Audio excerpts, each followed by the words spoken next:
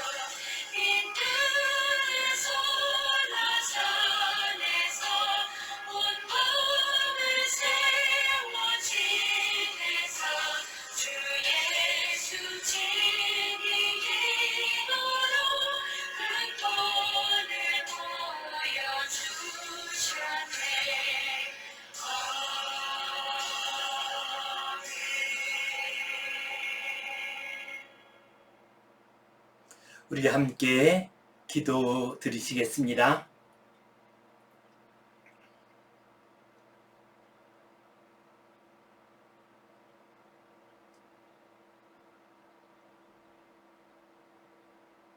주님 감사합니다. 이 시간 이 땅 곳곳에 있는 교회와 성도들이 드리는 예배를 받아 주시옵소서. 은혜와 복을 내려 주시옵소서. 이 땅 위에 백성들의 마음이 거칠어져 있습니다. 서로 다투고 싸우고 있습니다. 이 땅에 평화를 내려 주시옵소서. 우리에게 온유한 마음, 사랑의 마음을 허락하여 주시옵소서. 예수님 이름으로 기도하옵나이다. 아멘. 하늘에 계신 우리 아버지, 아버지의 이름을 거룩하게 하시며 아버지의 나라가 오게 하시며 아버지의 뜻이 하늘에서와 같이 땅에서도 이루어지게 하소서. 오늘 우리에게 일용할 양식을 주시고 우리가 우리에게 잘못한 사람을 용서하여 준 것 같이 우리 죄를 용서하여 주시고 우리를 시험에 빠지지 않게 하시고 악에서 구하소서. 나라와 권능과 영광이 영원히 아버지의 것입니다. 아멘. 오늘부터 새로이 무너진 성벽을 다시 쌓으라 라고 하는 대주제 가운데에서 이제 말씀을 시작하겠습니다. 오늘은 무너진 성벽 쌓기 기도로 시작하라 라는 제목으로 함께 말씀을 나누겠습니다. 일제시대 문해지 가운데 폐허라고 하는 문해지가 있습니다. 이 문해지는 1920년과 21년 두 해에만 나오고 폐간된 그러한 문해지입니다. 그러나 이 문해지에는 그 당시 우리나라의 가장 대표적인 작가들이 글을 썼습니다. 김어, 오상순, 변영로, 염상섭, 민태원, 나혜석 이런 분들의 작품이 이 책 속에 포함되어 있습니다. 이 제목은 폐허라고 하는 제목은 시인 실러가 쓴 시 옛것은 멸하고 시대는 변하였다. 새 생명은 폐허로부터 나온다 라고 하는 말에서 나온 제목입니다. 이 폐허에서 이렇게 선포를 하고 있습니다. 우리는 폐허와 같은 황량한 조선의 정원을 개척하여 거기에 무엇인가를 건설하여 온갖 꽃이 만발한 화원을 만들고자 하노라 라고 선포를 하고 있습니다. 지금 우리 시대를 보게 되면은 폐허와 같습니다. 이 폐허와 같은 시대에 우리는 다시 무너진 성벽을 쌓아야 하겠습니다. 느헤미야서는 폐허, 곧 무너진 성벽을 다시 쌓는 이야기입니다. 주전 587년경 이제 유다 왕국까지도 멸망하고 말았습니다. 많은 사람들이 바벨론으로 포로로 끌려가게 됩니다. 그리고 주전 537년경부터 이제 다시 되돌아오기 시작을 했습니다. 그리고 나라가 멸망한 지 140년이 지난 후에 무너진 예루살렘 성벽을 다시 쌓게 됩니다. 지금 우리 시대를 보게 되면 예루살렘 성벽과 같이 무너진 시대입니다. 곧 우리의 믿음과 사랑이 무너져 있습니다. 가정과 교회가 무너졌습니다. 사회와 나라가 무너지고 있습니다. 또한 우리 젊은이들과 이 시대 성도들의 소망과 꿈이 무너진 시대입니다. 이러한 시대 가운데서 우리가 감당해야 할 사명은 무너진 성벽을 다시 쌓는 일입니다. 여호와 하나님의 감동을 받은 느헤미야, 그는 무너진 성벽을 다시 쌓았습니다. 그가 무너진 성벽을 다시 쌓기 위해서 가장 먼저 한 것이 기도였습니다. 오늘 이 시간 무너진 성벽 쌓기 기도로 시작하라라는 제목으로 말씀을 나누겠습니다. 본문 말씀 같이 읽겠습니다.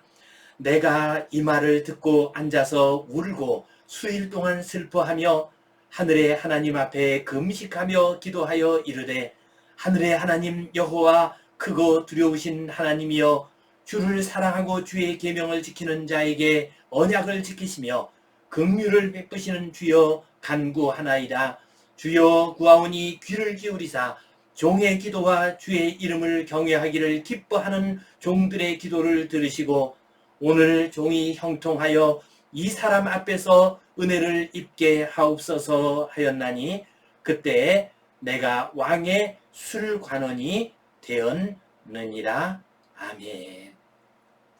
본문 말씀은 이스라엘 포로 시대의 이야기입니다. 주전 587년에 이스라엘이 바빌로니아에 의해서 멸망당합니다. 많은 백성들이 포로로 끌려갔습니다. 50여 년의 세월이 지난 후에 537년경부터 이스라엘 백성들은 다시 돌아오기 시작했습니다. 돌아온 이스라엘 백성들은 먼저 어렵게 예루살렘 성전을 다시 지었습니다. 그러나 나라가 멸망할 때 무너진 예루살렘 성벽은 여전히 무너진 채 그대로 있었습니다. 주변 종족들이 방해를 하고 또한 돌아온 이스라엘 백성들의 힘이 없어서 무너진 성벽을 다시 세우지 못하고 있었습니다. 그러던 중에 간신히 세워놓은 성문조차도 불이 나서 다 타버리고 말았습니다. 성벽은 무너지고 성문조차도 다 타버리고 나니 이제 예루살렘 주민들은 아무 방어막 없이 노출되었습니다. 언제 적의 공격을 받을지 알 수 없는 처지에 놓이게 되었습니다. 이 소식을 들은 페르시아의 고위 관료 느헤미야, 그가 어떻게 대처했는가 하는 것을 보여주는 것이 오늘 본문 말씀입니다. 이 예루살렘에 대한 소식을 들은 느헤미야는 울면서 금식하면서 기도를 했습니다. 그리고 하나님께 기도하면서 하나님을 찬양을 했습니다. 또한 하나님께 이 백성을 긍휼히 여겨 주옵소서 하고 간절히 기도했습니다. 그리고 자기 자신과 조상들의 죄악을 용서하여 주옵소서라고 회개의 기도를 올렸습니다. 그리고 난 다음에 이제 간구를 합니다. 그 말씀이 오늘 11절 말씀입니다. 주여 구하오니 귀를 기울이사 종의 기도와 주의 이름을 경외하기를 기뻐하는 종들의 기도를 들어주옵소서라고 간절히 구하고 있습니다. 오늘 종이 형통하여 이 사람 앞에서 은혜를 입게 하옵소서라고 간절히 기도를 했습니다. 이 사람 앞에서 은혜를 입게 해달라고 했습니다. 이 사람은 누구입니까? 페르시아의 왕을 말합니다. 곧 페르시아의 왕에게 가서 무너진 예루살렘 성벽을 다시 쌓게 해달라고 지금 부탁을 하려고 합니다. 그러한 부탁에 대해서 왕이 오해할 수도 있었습니다. 성벽을 다시 쌓아서 거점을 만들어 가지고 왕에게 반역하려는 것이 아닌가라고 오해할 수 있었습니다. 그래서 지금 느헤미야는 하나님께 간절히 기도하고 있습니다. 이 사람 앞에서 은혜를 입게 하옵소서, 이 왕이 오해하지 않게 하옵소서, 이 왕이 성벽을 다시 쌓을 수 있도록 허락할 수 있도록 도와주시옵소서라고 간절히 기도를 했습니다.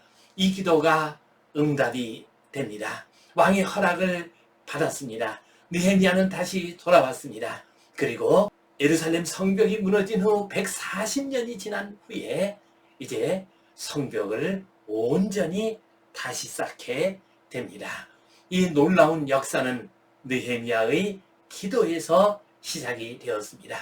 우리도 지금 어지럽고 혼탁한 세상을 살고 있습니다. 폐허와 같은 세상을 살고 있습니다. 기도함으로 이 혼탁한 세상을 다시 일으켜 세우는, 무너진 성벽을 다시 세우는 복된 주의 백성들 되시기를 간절히 바랍니다. 이 말씀 가지고 누가 폐허가 된 이 세상을 다시 일으킬 수 있는가를 생각해 보겠습니다. 첫 번째로 하나님의 영에 감동된 사람이 무너진 성벽을 다시 쌓을 수가 있습니다. 느헤미야와 같이 하나님의 특별한 감동을 받은 사람이 무너진 성벽을 다시 쌓을 수 있습니다. 하나님의 감동을 받은 사람은 그 인생에 있어서 전환점, 터닝 포인트가 왔을 때 특별한 음성을 듣게 됩니다. 하늘의 음성을 듣게 됩니다. 다른 사람이 듣지 못하는 음성을 듣게 됩니다. 다른 사람이 보지 못하는 비전을 보게 됩니다. 그래서 하나님의 크고 위대한 역사를 이루게 됩니다. 느헤미야가 그런 사람이었습니다. 느헤미야에게 동생 하나니가 왔습니다. 그리고 예루살렘의 성벽은 무너져 있고 성문조차도 불타버렸다는 소식을 들었습니다. 그러자 그는 통곡하고 울면서 하나님께 기도했습니다. 그리고 하나님의 음성을 들었습니다. 하나님의 영의 감동이 되었습니다. 그래서 그는 결단을 하게 됩니다. 페르시아의 중앙정부의 고위직을 내려놓고 저 예루살렘으로 오게 됩니다. 한직 예루살렘 총독으로 오게 됩니다. 하나님의 영에 감동된 사람, 그 사람만이 하나님의 뜻을 알고 또한 무너진 성벽을 쌓는 일을 시작할 수가 있습니다. 위대한 하나님의 일은 성령의 감동으로 시작이 됩니다. 하나님의 영에 감동된 사람, 그 사람은 송명희 시인의 노래처럼 남이 보지 못한 것을 봅니다. 남이 듣지 못하는 소리를 듣습니다. 남이 받지 못한 사랑을 받습니다. 그리고 남이 알지 못하는 것을 깨닫게 됩니다. 그래서 위대한 하나님의 역사를 이루게 됩니다. 우리나라 선교사로서 처음 온 언더우드 목사님 역시도 하나님의 영에 감동된 사람이었습니다. 그는 한국에 대한 소식을 들었습니다. 한국에 복음이 전해지지 못했다는 소식을 들었습니다. 그래서 간절히 기도를 했습니다. 하나님, 누군가가 가서 한국에 복음을 전하게 해 주옵소서 하고 간절히 기도했습니다. 그는 처음에는 인도로 가서 복음을 전하려고 했습니다. 그러나 하나님께서 막으셨습니다. 그리고 그는 이제 청빙을 받아가지고 미국의 한 좋은 교회에 가서 목회를 하려고 준비를 하고 있었습니다. 그때 하나님의 음성을 듣게 됩니다. 네가 갈 수는 없느냐? 내가 한국에 갈 수는 없느냐? 내가 가면 안 되겠느냐라는 하나님의 음성을 듣게 됩니다. 성령님의 영에 감동하게 됩니다. 그래서 그는 한국으로 왔습니다. 그리고 세문안교회를 비롯해서 여러 교회를 세웠습니다. 또한 연세대학교를 세우고 경신학교를 세웠습니다. 많은 사람들에게 복음을 전하는 놀라운 역사를 이루었습니다. 하나님의 음성을 들은 사람, 하나님의 영에 감동된 사람이 무너진 성벽을 쌓을 수 있습니다. 느헤미야, 그는 하나님의 영에 감동되었기 때문에 무너진 성벽을 쌓았고요. 바울 사도 역시도 하나님의 영에 감동되고 하나님의 영을 따라간 사람이었기 때문에 온 세상에 복음을 전파하는 놀라운 역사를 이루게 됩니다. 무너진 세상이 회복되지 못하는 것은 하나님의 영에 감동된 사람이 없기 때문입니다. 하나님의 음성을 듣지 못하기 때문입니다. 지금 우리 시대는 무너진 시대입니다. 폐허와 같은 시대입니다. 이러한 시대에 누가 무너진 성벽을 다시 쌓을 수가 있겠습니까? 우리 주님의 음성을 듣고 성령님의 감동을 받아서 무너진 성벽을 다시 쌓는 복된 주의 백성들 되시기를 주님의 이름으로 축원합니다. 또한 무너진 성벽을 다시 쌓는 사람은 하나님께 간절히 기도하는 사람입니다. 느헤미야가 무너진 성벽을 다시 쌓을 수 있었던 것은 그가 기도하는 사람이었기 때문이었습니다. 그는 예루살렘의 소식을 들었을 때 통곡하고 금식하면서 기도를 했습니다. 그리고 예루살렘을 향해서 길을 떠날 때에도 기도하면서 길을 떠나게 됩니다.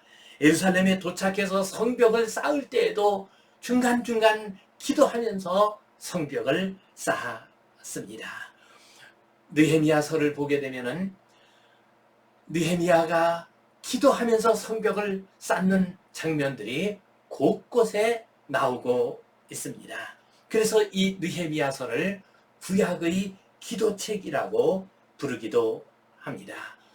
느헤미야, 그는 페르시아 제국의 고위 관리였을 뿐만 아니라 그는 능력 있고 신실한 사람이었습니다.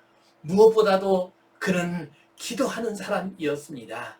그래서 그는 무너진 성벽을 다시 쌓을 수가 있었습니다. 기도하는 사람이 무너진 성벽을 쌓을 수 있는 이유가 무엇이겠습니까? 기도하는 사람이 하나님의 뜻과 계획을 알게 됩니다. 기도하는 사람이 하나님의 뜻과 계획에 자기 자신을 맞추게 됩니다. 기도하는 사람은 하나님의 뜻을 자기의 생각보다 먼저 앞세웁니다. 기도하는 사람은 하나님의 뜻이 이루어지기를 간절히 소원합니다. 기도하는 사람은 하나님의 목적과 하나님의 방법과 하나님의 때를 알고 기다리고 하나님의 뜻을 이룹니다. 그래서 기도하는 사람에게는 하나님의 능력이 임하고 하나님의 지혜가 임하게 됩니다. 그래서 기도하는 사람이 무너진 성벽을 다시 쌓을 수가 있습니다. 사무엘 선지자, 그는 기도하는 사람이었습니다. 어린 시절부터 기도하는 사람이었습니다. 그래서 제사장 엘리조차도 하나님의 음성을 듣지 못할 때 어린 사무엘이 하나님의 음성을 들을 수 있었습니다. 사무엘 당시 이스라엘은 완전히 무너져 있었습니다. 이스라엘 백성들은 블레셋 사람들의 지배하에 있었습니다. 또한 하나님의 괴는 방치되어 있는 형편이었습니다. 그때 그가 미스바에 온 백성들을 모아놓고 간절히 기도를 했습니다. 그렇게 함으로 말미암아 이제 무너진 이스라엘이 다시 회복되기 시작합니다. 그리고 새로운 왕국을 세울 수 있게 됩니다. 기도하는 사람이 무너진 성벽을 다시 쌓을 수가 있습니다. 지금 우리들 주변에도 무너진 것들이 너무 많이 있습니다. 무너진 가정, 무너진 사회, 무너진 학교, 무너진 교회, 무너진 나라의 모습을 볼 수가 있습니다. 누가 이것을 다시 쌓을 수가 있겠습니까? 기도하는 사람이 다시 쌓을 수가 있습니다. 우리 주변에 무너진 가정들이 너무나도 많이 있습니다. 기도함으로 무너진 가정부터 먼저 다시 세우도록 해야 하겠습니다. 어거스틴, 그는 방탕한 생활을 함으로 말미암아 그의 가정은 무너지고 말았습니다. 그러나 어거스틴의 어머니 모니카는 간절히 기도함으로써 그 가정을 다시 일으켜 세웠습니다. 방탕한 이 어거스틴이 다시 돌아올 수 있도록 했습니다. 더 나아가서 이 어거스틴이 가장 위대한 신학자, 가장 위대한 하나님의 종이 되도록 했습니다. 기도하는 사람 모니카, 그는 눈물로 기도하는 자식은 결코 망하는 법이 없습니다 라고 하는 놀라운 하나님의 음성을 듣기도 했습니다. 6.25 전쟁 당시에 한국교회가 폐허가 되었습니다. 북한교회가 폐허가 되었습니다. 그때 한국의 성도들은 기도함으로써 무너진 교회를 다시 세웠습니다. 그 대표적인 교회가 한경진 목사님이 이끄신 영락교회였습니다. 매일 저녁마다 성도들이 함께 모여서 나라를 위해서, 교회를 위해서 간절히 기도함으로써 무너진 한국교회를 다시 세웠습니다. 전쟁으로 인해서 폐허가 된 교회를 다시 세우고 이민족 이 백성을 다시 세웠습니다. 그렇습니다. 무너진 성벽을 다시 쌓기 위해서는 기도하는 사람이 되어야 합니다. 느헤미야, 그는 기도하는 사람이었습니다. 내용으로 기록되어 있습니다. 느헤미야 1장 4절을 보면 하늘의 하나님 앞에 금식하며 기도하여 이르되 라고 했습니다. 또한 느헤미야 13장 31절 마지막 절은 이렇게 나옵니다. 내 하나님이여 나를 기억하사 내게 복을 내려 주옵소서 하는 기도로서 끝이 나고 있습니다. 느헤미야, 그가 무너진 성벽을 다시 쌓을 수 있었던 것은 그가 기도의 사람이었기 때문이었습니다. 무너진 가정, 무너진 교회, 무너진 나라, 무너진 사회를 기도함으로써 다시 쌓는 복된 주의 백성들 되시기를 주님의 이름으로 축원합니다. 기도하겠습니다. 하나님 아버지, 은혜에 감사합니다. 폐허와 같은 이 세상 가운데에서 하나님의 음성을 듣게 하여 주옵소서. 기도의 사람이 되게 하여 주시옵소서. 그래서 무너진 가정, 무너진 교회, 무너진 자녀들, 무너진 사회의 성벽을 다시 쌓는 놀라운 역사가 일어나게 하여 주시옵소서. 예수님 이름으로 기도하옵나이다. 아멘. 이제는 우리 주 예수 그리스도의 은혜와 하나님 아버지의 크신 사랑과 성령님의 감동, 감화하심, 교통하심, 위로하심, 회복하심의 역사가 느헤미야처럼 무너진 성벽을 다시 쌓기를 소원하는 모든 주의 백성들 위해, 이 땅 위에는 모든 교회들 위해 이제로부터 영원토록 함께 하시옵기를 간절히 축원하옵나이다. 아멘.